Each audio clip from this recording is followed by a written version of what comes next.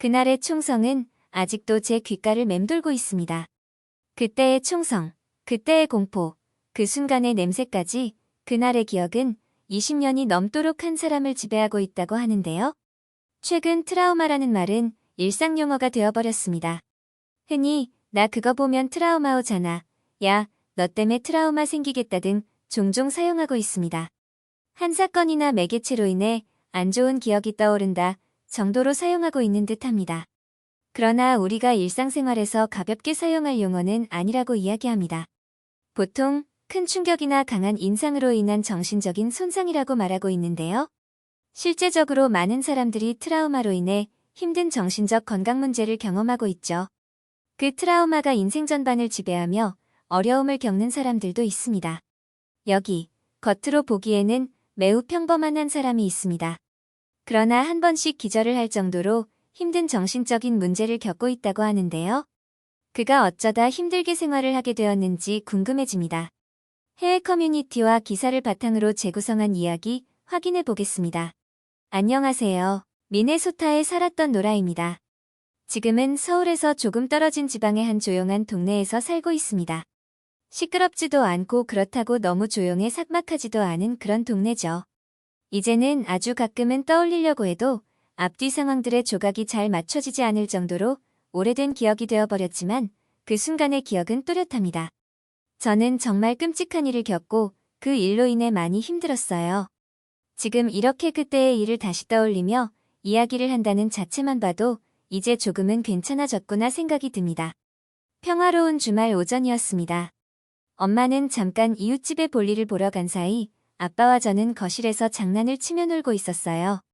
아빠가 제가 제일 아끼는 인형을 뺏어가서 그걸 아빠에게서 뺏으며 장난을 치고 있었습니다. 저를 놀리느라 신난 아빠에 환한 웃음이 마지막이 될 거라고는 상상조차 하지 않았습니다. 느닷없이 초인종이 울렸고 이웃집에 갔던 엄마인 줄 알았던 아빠는 확인도 하지 않은 채 현관문을 열어줬습니다. 현관문에는 한 남자가 서 있었고 아빠에게 무어라 이야기하는 듯 했지만 다른 나라 말이었어요. 그러다가 탕 소리와 함께 아빠는 쓰러졌고 저는 눈앞에 지금 어떤 장면이 펼쳐지는지 알지 못했습니다.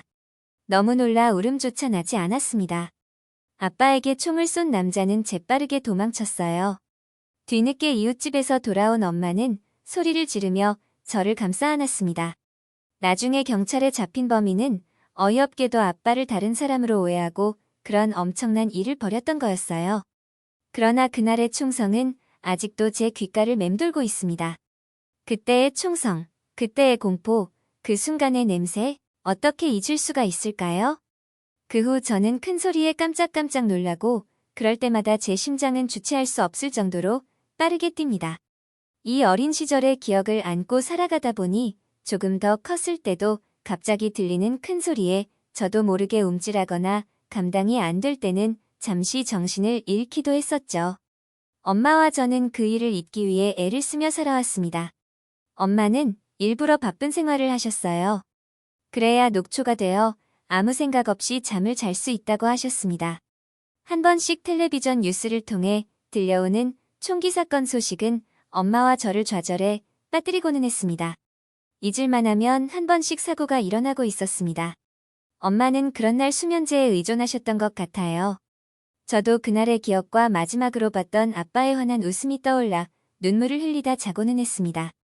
그러다 어느 날 우리는 텔레비전을 없앴죠. 끔찍한 뉴스를 아무 방패 없이 듣게 되는 것보다는 나았습니다.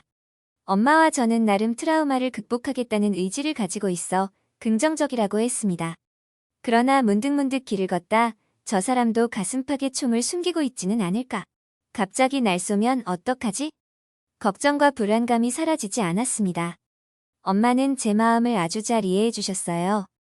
아빠와 우리 가족에게 어느 날 갑자기 찾아왔던 불행이 또 갑자기 찾아오지 않는다는 보장이 없었기 때문에 우리는 급기야 총기 사용이 불법인 곳으로 이민을 가기로 결정했습니다. 그렇다면 적어도 저 사람이 총을 가지고 있지 않을까 하는 불안감은 없앨 수 있었으니까요. 미국의 몇몇 주에서는 총기 사용을 금하고 있는 곳이 있었지만 안심할 수 없었습니다. 그런데 미국처럼 총기가 합법인 나라가 많지 않았어서 우리의 선택지는 많았어요. 늘 아쉽다는 생각을 했습니다. 미국도 총기를 허가하지 않는 나라였다면 지금쯤 아빠와 함께 지내고 있겠지라는 생각이 자주 들고는 했습니다. 우리는 의외로 많은 고민을 하지 않고 한국으로 결정할 수 있었습니다. 아침 엄마의 회사에서 한국으로 파견을 나갈 직원을 모집하고 있었습니다. 그리고 우리에게 가장 중요했던 것은 총기에 대한 규제였습니다. 한국의 총기 규제는 매우 엄격했고 대부분의 경우 개인적인 총기 소지가 거의 허용되지 않는다고 하더군요. 우리는 이민을 결정하기 전 한국으로 일단 여행을 계획했습니다. 그렇게 시작한 한국 여행이었습니다. 서울에 도착하니 정말 귀신같이 마음이 안정된 기분이었습니다. 저 사람들은 총을 가지고 있을 가능성이 없다는 생각만으로도 안정감을 주었죠. 한국 여행을 결정하면서 한국에 대해 많은 자료들을 찾아봤을 때 치안이 좋아 한국만큼 안전한 곳은 드물 것이라는 설명들을 많이 봤었습니다. 가장 자주 접하던 것은 그들은 양심을 속이고 다른 사람의 물건에 손을 대지 않는다는 것이었죠. 내 것을 소중하게 여기는 만큼 다른 사람들의 것도 소중하게 여길 줄 아는 사람들이라는 것이었습니다. 이 사실은 저와 엄마에게 가장 큰 안심이었습니다. 다른 사람의 물건에도 손을 대지 않을 정도로 양심이 있는 만큼 다른 사람들의 생명은 더더욱 소중하게 여겨줄 것 같았습니다. 정말 카페를 가도 의자에 가방이나 핸드폰 등을 막 놔두고 커피를 가지러 가거나 자리를 비우기도 했습니다. 그 가방을 신경 쓰는 사람은 정말 우리밖에 없는 듯했죠. 말로만 듣던 사실들이 진짜인 걸 두 눈으로 확인하니 신기하다 싶었어요. 그리고 카페를 들어가거나 나올 때, 다른 가게들을 들어갈 때도 마찬가지로 앞서 들어가던 사람은 뒷사람을 위해 문을 잡아주는 모습도 자주 볼 수 있었습니다. 남의 것을 신경 쓰지 않고 남을 배려하는 모습들이 정말 익숙해 보이는 사람들이었습니다. 그러나 우리에게 잊지 못할 또 한 가지 일이 일어났습니다. 하루는 친구들에게 나누어 줄 선물을 살 겸 엄마와 번화가에 쇼핑을 하러 갔습니다. 젊은 사람들이 북적북적하니 오랜만에 보는 생동감에 저와 엄마는 기분이 좋았습니다. 여기저기 둘러보다가 갑자기 탕 소리가 났고 사람들이 일제히 놀라는 소리를 듣고는 저는 깜짝 놀라 정신을 잃고 말았습니다. 그 뒤로 기억이 없었어요. 제가 눈을 떴을 때는 병원 응급실이었고 눈을 뜨자 엄마와 간호사 의사는 저를 걱정스러운 눈빛으로 바라보고 있었습니다. 우리는 그 일을 겪고 한국으로의 이민을 확실하게 결정했습니다. 저는 예전에도 한 번씩 비슷한 일을 겪은 적이 있었어요. 갑자기 들려온 큰 소리에 기절을 했었죠. 큰 소리로 인해 떠오른 안 좋은 기억들로 괴로워하기 전에 차라리 저를 의식 저편으로 가둬버리는 것을 택하고 있었습니다. 그러나 똑같이 기절의 경험이 있지만 기절 후 벌어진 상황들은 결코 똑같지 않았습니다. 그날 사람들로 북적북적하던 그곳에는 다양한 이벤트 행사들이 있었습니다. 갑자기 들려온 큰 소리는 제 뒤에 화장품 가게에서 하던 이벤트 풍선이 터진 것이었습니다. 낯선 곳이었기에 저도 모르게 긴장 상태였는지 그 소리를 듣고 바로 정신을 잃었습니다. 엄마의 말에 의하면 주변에 있던 사람들이 걱정하며 몰려들었고 빠르게 응급구조대에 연락을 취해줘 바로 구급차가 올 수 있었다고 해요. 그러고는 날씨가 차가운 날이었는데 어떤 한 사람은 자신이 입고 있던 외투를 벗어 제가 따뜻하게 덮어주었다고 했습니다. 그리고는 응급실에 도착하고 필요한 조치를 취하고 제가 빨리 안정을 찾아 눈을 뜨길 기다리고 있었던 것이었습니다. 그러나 별다른 이상이 없어 금방 응급실을 나설 수 있었습니다. 엄마와 응급실을 나서며 수납을 하고 우리는 신기해했습니다. 엄마 말로는 구급차를 이용하는데 돈을 받지 않았다고 했습니다. 응급실에서 간단한 몇 가지 검사를 받았지만 비용이 생각보다 아주 많이 훨씬 적게 나왔었죠. 한국의 의료 시스템이 좋다는 이야기는 들었지만 이게 가능한 금액인가 싶었습니다. 한국을 선택하지 않을 이유가 없었죠.